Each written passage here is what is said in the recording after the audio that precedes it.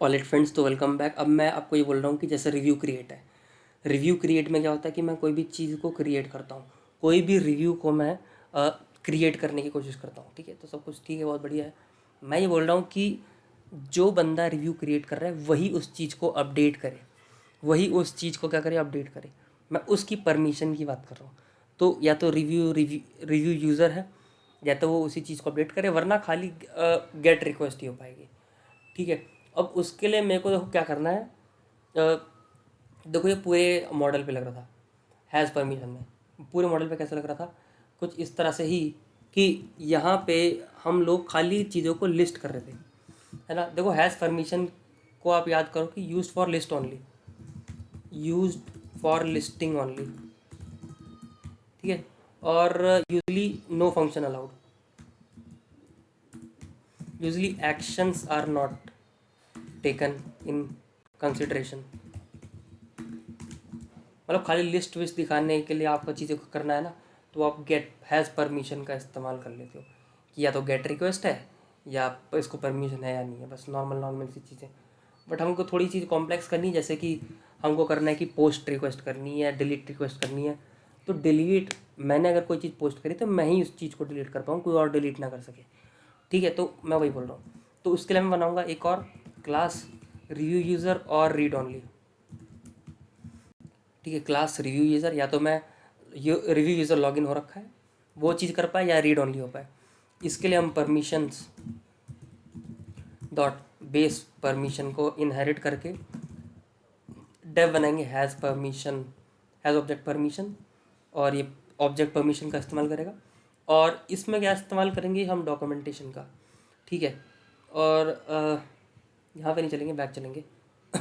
इस चीज़ को भी आप थोड़ा थोड़ा पढ़ सकते हो, आपको समझ में आ जाएंगी चीज़ें।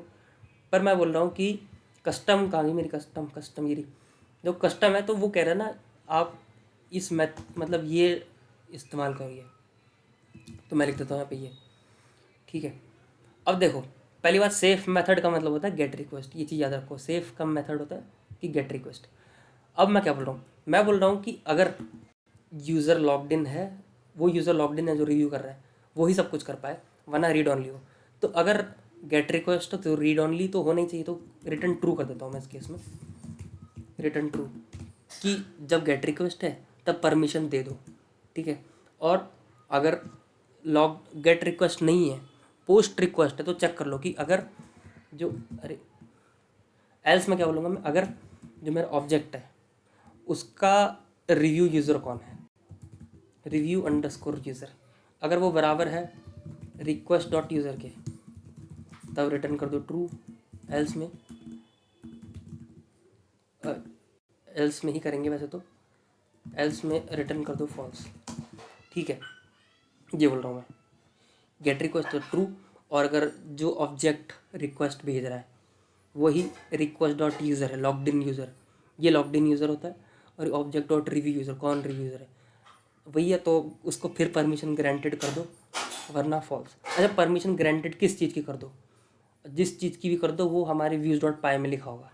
व्यूज़ डॉट पाई में कहाँ पे, अगर मान लो मैं इस्तेमाल कर रहा हूँ व्यूज़ डॉट पाई में रिव्यू क्रिएट को, तो रिव्यू क्रिएट में पहले बता देगा खाली क्रिएशन के लिए। ठीक है, क्रिएशन की परमिशन ग्रांटेड कर दी। ठीक है, क्रिएशन की परमिशन ग्रांटेड कर दी अगर आप लॉग्ड इन हो। ठीक है, लॉग्ड इन हो और उसी नाम से हो, जिस नाम से लॉग्ड इन हो वही, वरना आप गेट रिक्वेस्ट कर रहे हो अगर, तो रिटर्न खाली ट्रू। ठीक है, तो वही यहाँ पे हो गया हमारा काम। अब रिव्यू क्रिएट है हमारा, इसी में हम परमिशन क्लास डाल सकते हैं। परमिशन क्लास को हमने तो अभी अभी बनाई अपनी, कहाँ गया, ये रहा एडमिन ओनली, इसकी जगह एक और बनाया ये रहा रिव्यू यूज़र और रीड ओनली, क्रिएट के लिए। ठीक है, जब भी चीज़ें क्रिएट हो तो यूज़र जो है लॉगिन हो तभी चीज़ें क्रिएट हो, वरना रीड ओनली। ठीक है, तो भाई यहाँ तक जो है हमारा काम चलना चाहिए। तो चलते हैं हम लोग यहाँ पे, देखो ये एडमिन ने कर रखा है, देखो फिर से चलता हूँ यहाँ पे,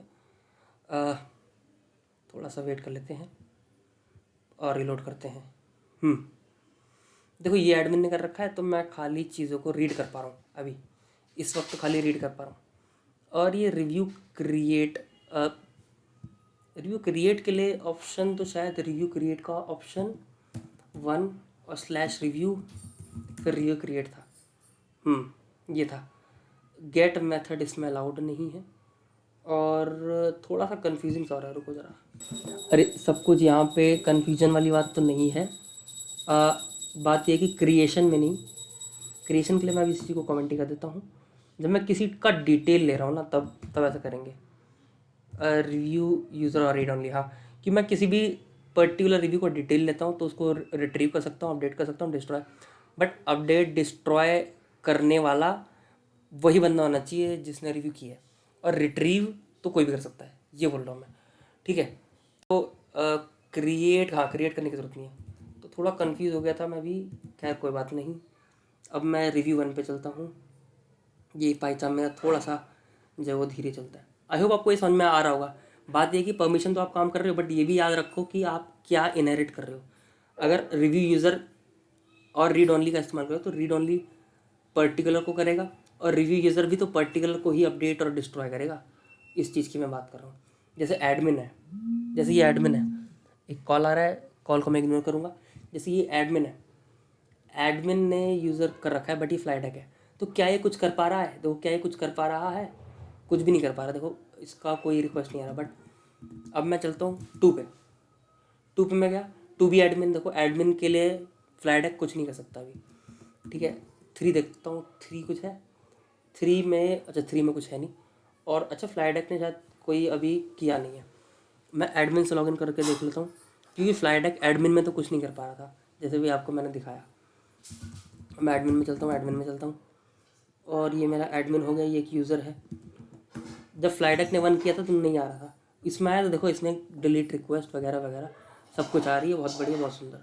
तो आई होप जो है आपको ये चीज़ भी क्लियर होगी, कस्टम परमिशन कैसे बनाते हैं। इसका बस आपको कॉन्सेप्ट याद रखना है, कोड याद करने की कोई ज़रूरत नहीं है। कॉन्सेप्ट याद रखो, हैज़ ऑब्जेक्ट परमिशन डिटेल में लगती है और एक पर्टिकुलर एक्शन में लगती है। ये पूरी लिस्ट के लिए लगती है। ठीक है, ये लिस्ट के लिए मान के चलो, ये है डिटेल वाले के लिए मान के चलो। ठीक है, ये लिस्ट के लिए, ये डिटेल के लिए। इतना याद रखो कि इतना भी काम जो है आपका हो जाएगा। तो इस वीडियो के लिए रखते हैं इतना ही। हम लोग मिलते हैं नेक्स्ट वीडियो में, तब तक के लिए बाय।